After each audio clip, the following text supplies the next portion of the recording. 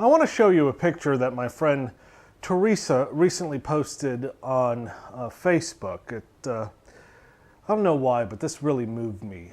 Teresa and her brother recently made a very special visit to their father's gravesite. It took place on the 1-year anniversary of their dad's death. And the father apparently was a big turkey hunter, and so the brother put down some turkey feathers next to the tombstone.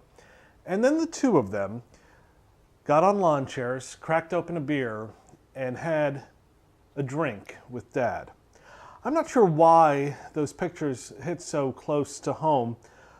Well, actually, I do know. At the age of 41, it seems this past year I have known a number of people who have lost their dads. My dad is still alive, and I'm very fortunate for that. But it seems in the last year, when you enter into your 40s, the reality of losing parents becomes very true. And I haven't counted this up, but I probably know as many of my friends who have lost a parent as I do those who still have both parents living.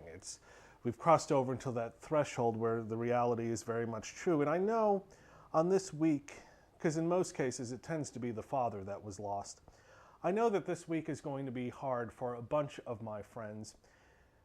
And as we start the Father's Day week, where we celebrate our dads and we give them wallets and golf balls and ties, I wanted to let my friends know that they have not been forgotten, and we certainly have not forgotten about their dad.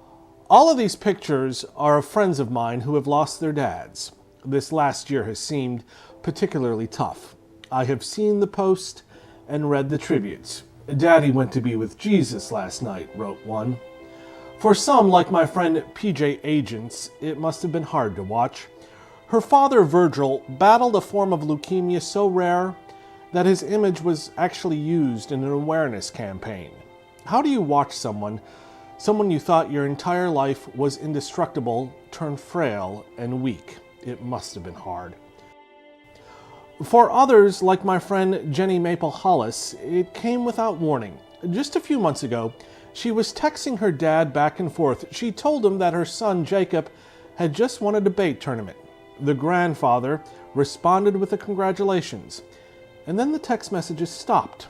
Mr. Maples had suffered a massive heart attack. Of course, it doesn't matter how you lose someone, the pain and tears are all the same. Both of these women lost the head of their family. Both of them lost the guy who held their hands when they were young, who gave them advice when they got older, the guy who gave them a hug on graduation and said, "I'm proud of you," the one who walked them down the aisle and gave them away. In Jen's case, she also lost the grandfather who was willing to play ball with the boys, even if that meant squeezing into a pint-sized Cowboys helmet. PJ lost the man who treated her pets as if they were grandchildren. Both of them, of course, think about their dad every day, and both of them have a heart that somehow doesn't seem complete. And then there's my friend Monica. It somehow, for me, seemed different when I heard her dad died because I knew him. He was a big part of my life. He was one of those friends' parents who invested in me. In high school, the Kolesko home was the kind of place that kids were welcomed, and Mr. K was the kind of guy who talked to you about your hopes and plans for the future. When I heard he died, on some level, it kind of felt like my friend's loss was my loss too. And so these are our dads. These are the men who molded us and shaped us, who nudged us in certain directions when we needed that nudging, who loved us. And what my friends miss the most is not just the memories from the past, but it's actually looking towards the future and wondering how they're going to get by without the person who always stood behind them and who always had their back. We obviously focus there on friends who'd lost their father recently in the last year or so. But I was talking to another friend of mine, a guy by the name of Avery, who I used to work with in Baton Rouge, and he told me this past year was, in a different way, kind of, well, equally as tough for him, because this past year marked the first time, let me see if I can explain this.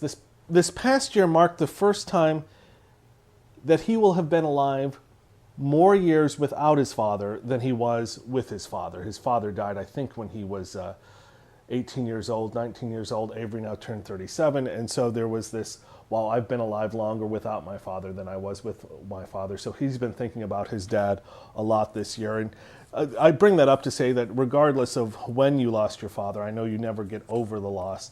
And as we're going to celebrate dads this year, as we're going to give them, you know, ties and wallets and golf balls and that type of stuff, I wanted to let you know, listen, I believe that we can actually further someone's pain by ignoring it. We're not going. Death is an awkward subject, and we're not going to ignore it this time. We are thinking of your dads, and they are a part of the next week. And I know for some of you, this is going to be a rather tough week, and you will be in our hearts and prayers. So happy Father's Day. Next week, I'm going to have a commentary on a book that lifted me up and simultaneously tore me down. A review on a book that I really think you maybe should pick up and read. I'm Doug Wahl in Wilmington, North Carolina. God bless.